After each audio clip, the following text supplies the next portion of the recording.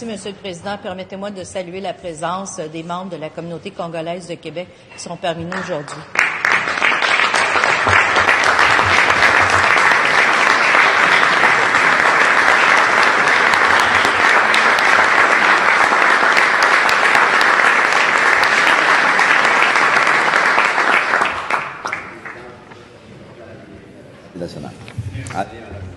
Depuis 1996, la République démocratique du Congo, et plus particulièrement les régions de l'Est du pays, subissent un conflit armé permanent, pour lequel ce sont les populations civiles qui en paient au jour le jour les conséquences.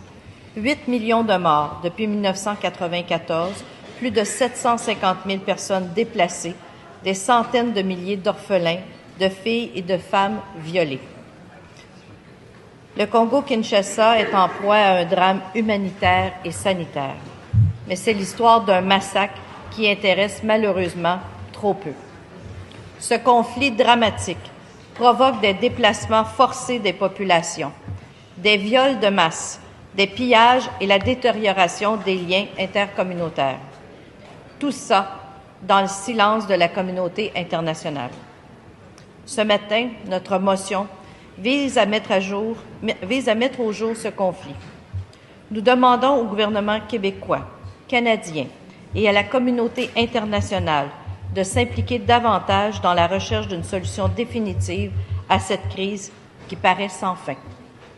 Il faut que l'on agisse pour la protection des civils, mais aussi pour imposer la paix et désarmer les groupes armés et arrêter le viol comme arme de guerre. Les enfants et les femmes portent l'avenir de ce pays. Sortons du silence, agissons pour que cesse ce massacre.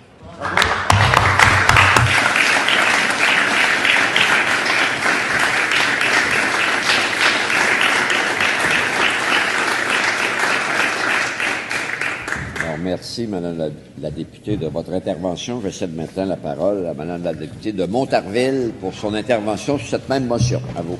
Oui, merci, Monsieur le Président. Vous comprendrez que ma formation politique également tient à saluer les gens qui sont dans nos tribunes ce matin, nos invités. Salutations à vous.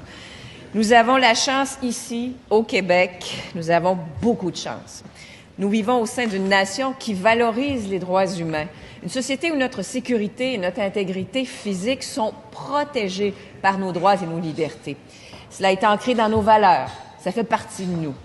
Mais d'autres, ailleurs dans le monde, n'ont pas cette chance. La population de la République démocratique du Congo est exposée à des actes de barbarie sans nom. Au Québec, nous reconnaissons la valeur inestimable de la vie humaine. Nous avons le devoir de propager cette valeur dans nos actions internationales. Depuis plusieurs mois maintenant, même des années, les Congolais n'ont de cesse de pleurer leurs disparus.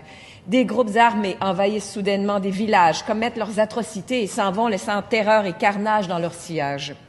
En mars, nous apprenions que même certains campements humanitaires qui tentent désespérément de venir en aide aux populations éprouvées devaient être abandonnés. Ces installations jugées trop dangereuses. Merci, Monsieur le Président.